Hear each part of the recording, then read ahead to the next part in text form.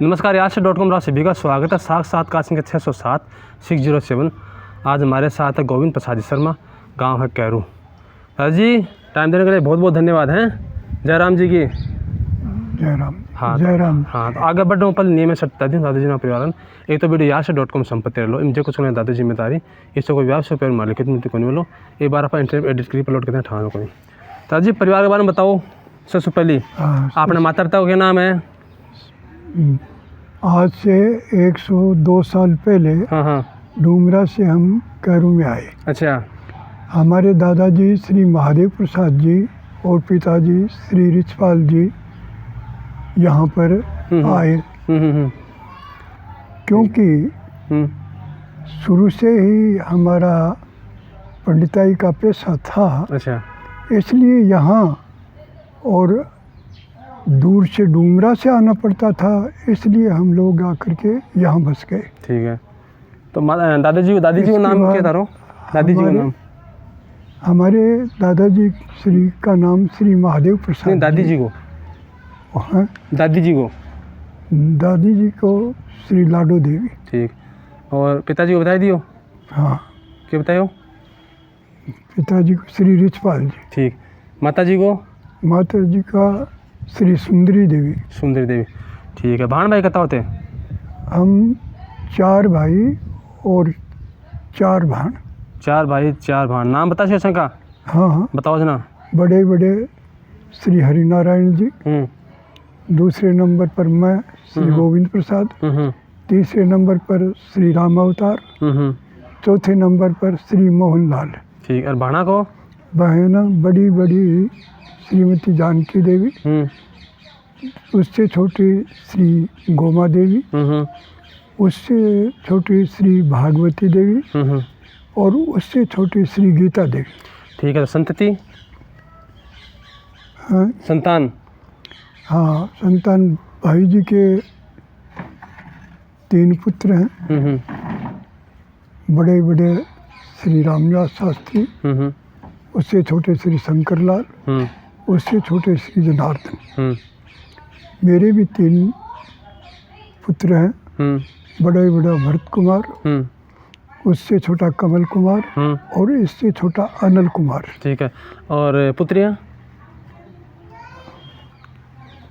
हाँ, मेरे एक पुत्री है। नाम? जिसका नाम रेणु देवी है। रेणु देवी। ठीक है। दादाजी, आपकी आयु कितनी है अभी? मेरी आयु पूरी बताऊँ 85 साल और 9 महीने। अच्छा, ठीक है। 85 साल 9 महीने। ठीक है। और शैक्षणिक पृष्ठभूमि? शैक्षणिक पृष्ठभूमि, पढ़ाई लिखाई? हाँ, मैंने राजस्थान से शास्त्री किया। राजस्थान शिक्षा। कौन से सन में? सन 1960 में। 60 में। ठीक है। तो आपके प्रिय गुरुजन जिनको आप अभी भी स्मरण करते हैं? हाँ, वो श्रीधराचार्य बाल शास्त्री। अच्छा, कहाँ के थे? ढूंढो। ठीक है। प्रिय मित्र? श्री राम वल्लभ शर्मा DIG। वो कहाँ के हैं? कैरू के ही हैं? अच्छा। अभी वर्तमान में है? नहीं, उनका देहांत हो चुका। अच्छा। तो ननिहाल कौन सी जगह आपका? मेरा ननिहाल कोलशिया है। नाना जी का नाम याद है? हाँ, बताएं। मेरे नाना और नानी का नाम तो मुझे पूरा याद नहीं है। अच्छा। मेरे मामा जी का नाम श्री रामेश्वर लाल जी। ठीक। उनसे छोटे मामा जी हैं। चलो, कोई बात नहीं। बद्री प्रसाद। ठीक है। ससुराल कौन सी जगह है? ससुराल नौलगढ़ है। और सास ससुर का नाम याद है? हाँ, बताए ना। श्री दीनदयाल जी हैं मेरे ससुर, और सास श्री सुगना देवी। ठीक है। धर्मपत्नी का नाम भूल गया, वो बताएं। धर्मपत्नी का नाम श्री सावित्री देवी। ठीक है। अच्छा, अब ये बताएं कि आप अपने गांव कैरू के बारे में कुछ बताएं कि कितना पुराना गांव है और कैसे इसका सांप्रदायिक माहौल है। इस गांव में सबसे पहले और एक ये आम चौक में एक कैर का पेड़ था। अच्छा। कैर का पेड़। हाँ, उस कैर के पेड़ के नीचे डूमरा से आकर के और एक महिला परिवार बसा था। महिला परिवार।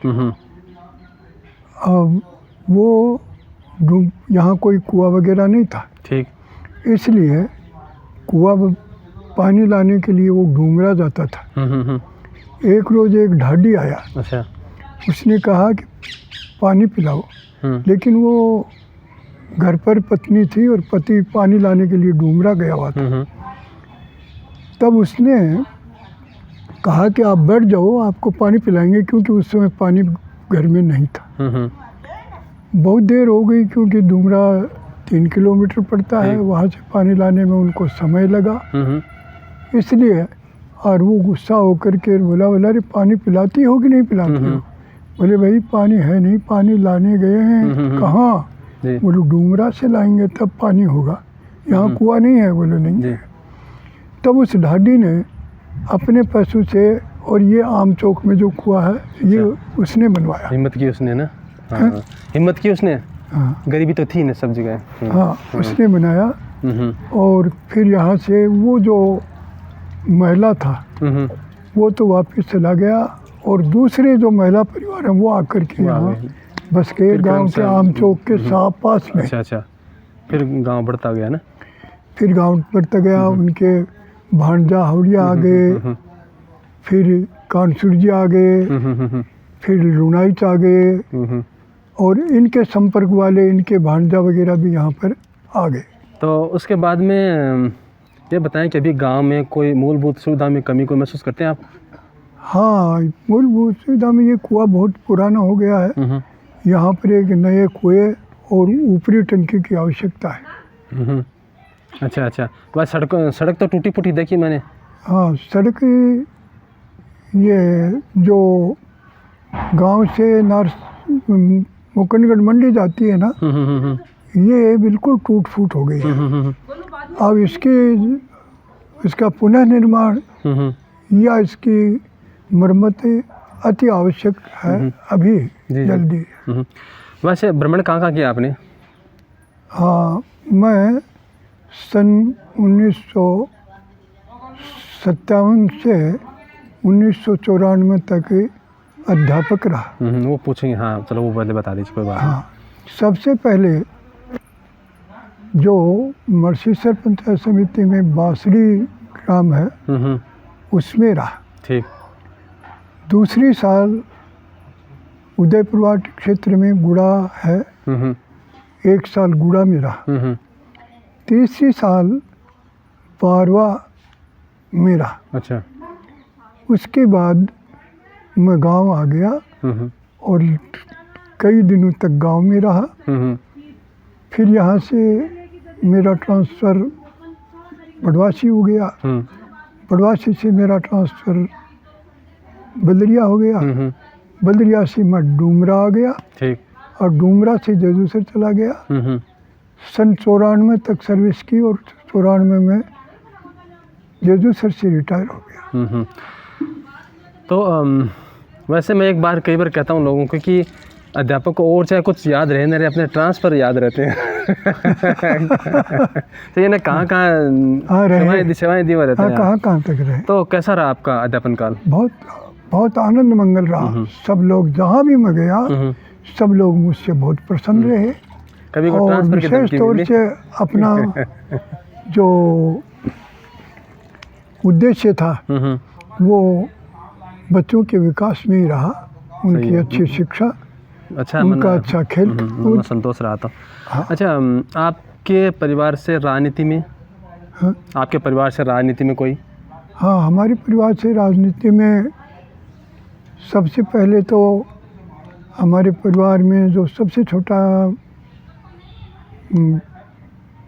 भाई था ना, जो एक जनार्दन नाम है, जो जयपुर रहता है, वो वहाँ पर, और संस्कृत महाराजा कॉलेज का, आयुर्वेद कॉलेज का इनका प्रेसिडेंट था। ठीक। बाद में उसने राजनीति छोड़ दी, और उसके बाद में हमारे परिवार में जो मेरा पोता राजकुमार है वो राजस्थान यूनिवर्सिटी का प्रेसिडेंट बना। ठीक। उसके बाद में, और मेरा उससे जो राजकुमार से छोटा पोता है राजपाल शर्मा, वो प्रेसिडेंट रहा। ठीक।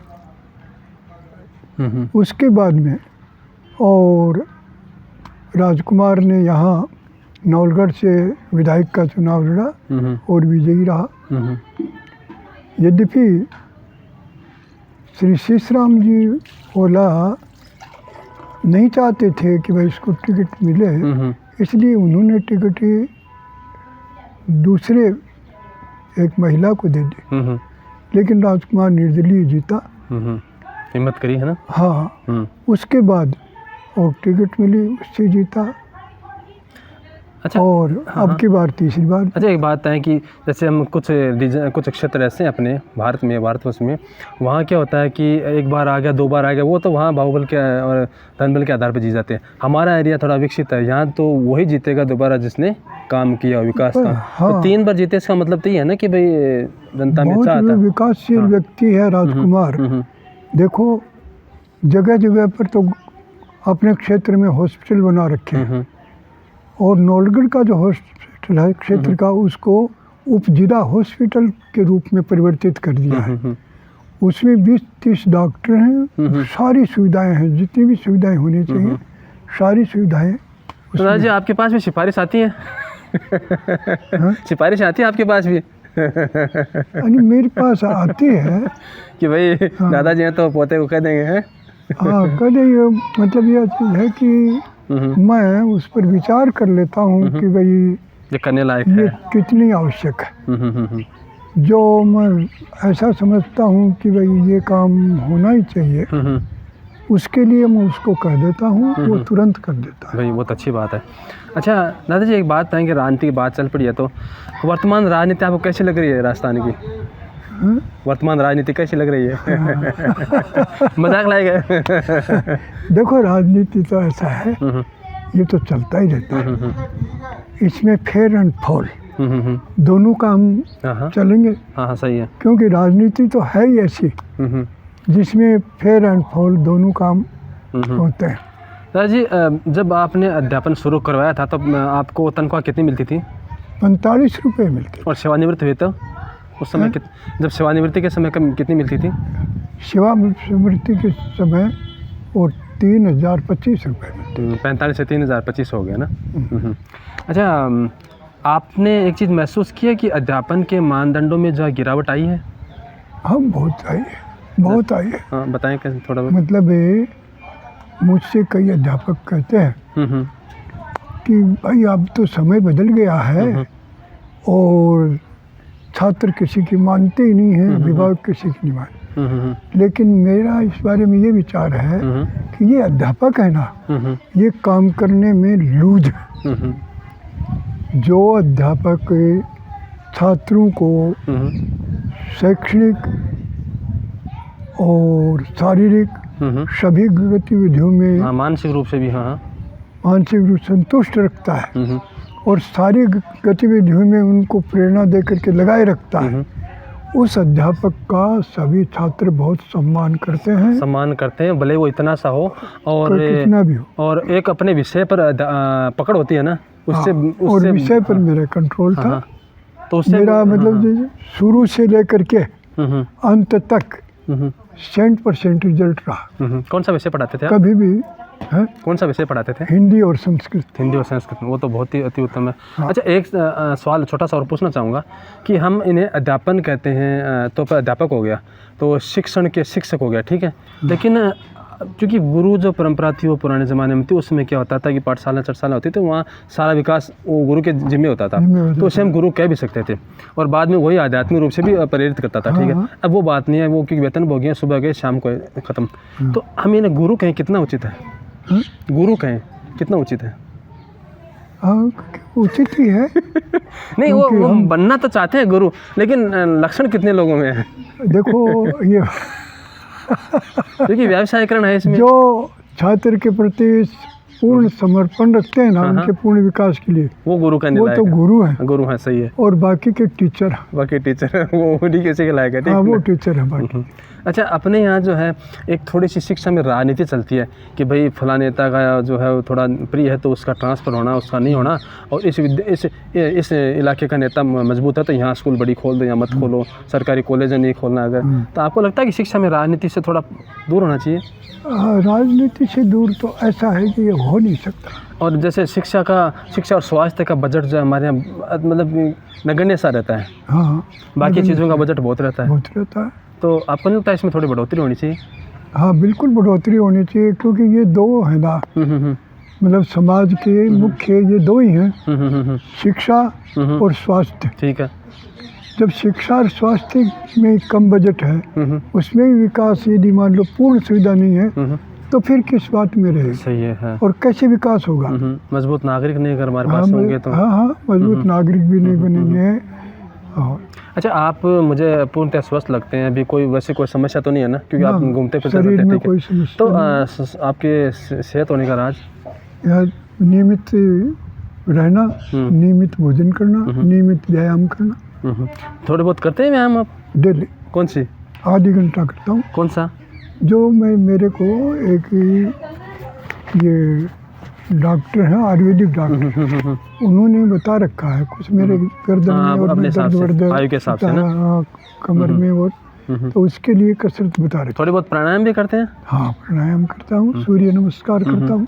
अच्छा, आपको पता है तो अगर सावधानी से किसी निर्देशन न किया जाए तो योग हो जाता है ना? मतलब ये चीज़ है कि हमने तो, और जब 18 साल तक तो अध्ययन किया, तब तक तो हमने गांव से दूर ही रहे, वहीं गुरुकुल में रहते, वहीं पढ़े, वहीं रहे 18 साल तक। 18वें साल में जब मेरा 18 साल का हो गया, 19वें साल में मेरा विवाह हुआ, तब मैं गांव में आया। विवाह की याद है आपको? हाँ बिल्कुल। क्या परोसा था खाने में? खाने में क्या परोसा गया था? चावल और दाल। कितने दिन रुकी बारात? 3 दिन। 3 दिन। आपको याद है तो कितने पैसे खर्च हुए शादी में? शादी में कितने पैसे खर्च हुए थे पता आप? ये तो पुरानी बात है याद क्योंकि अच्छा, कुछ भाव याद है आपको पुराने जमाने के? बस ठीक है, सब आनंद। नहीं, भाव चीज़ों के भाव याद है आपको? चीज़ों के क्या? हाँ, सोना 160 रुपया आया था। अच्छा। चांदी का मालूम नहीं, सोना लाए थे भाई साहब, क्योंकि मेरे माता पिता। खाने पीने चीज़ों के भाव याद है? पहले उस टाइम के खाने पीने चीज़ों के भाव याद है आपको? खाने पीने की चीज़ों के भाव याद है उस समय के? भाव? हाँ, घी तो 1 रुपया किला था। 1 रुपया किला था, बहुत सस्ता था।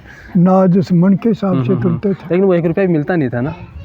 होता नहीं था। कुल 45 रुपये मिलते थे, जिसमें 45 किलोमीटर पैदल जाता था। अच्छा, पैदल ही आता था। 45 किलोमीटर? 45 किलोमीटर है यहाँ से, गुड़ा भी 45 किलोमीटर है। मेरे से तो नहीं होगा वैसे। 45 किलोमीटर पैदल जाता था। कितना समय लगता था? पैदल नहीं, देखो समय भी 5 घंटे। 5 घंटे? ढाई जाना? हाँ नहीं, कुल 5 घंटे। जाने 5 घंटे? जाने 5 घंटे। 45 किलोमीटर बहुत होता है। हाँ, 9 किलोमीटर। अधिकांश समय तो उसी में निकल जाता था, क्यों? हाँ नहीं, बचपन में 3 बजे उठता, 7 बजे पहुँच जाता। अच्छा, हिम्मत थी ना उस समय। तो ठीक है दादा जी, आप व्यस्त हैं, आपको जाना भी है कहीं, ठीक है। समय देने के लिए बहुत बहुत धन्यवाद, और अगर समय मिला और आपको उचित लगे तो फिर कभी आ जाएँ, हाजिर होंगे, क्यों? ठीक है, बहुत बहुत धन्यवाद। जय राम जी। क्यों? जय राम जी, जय राम।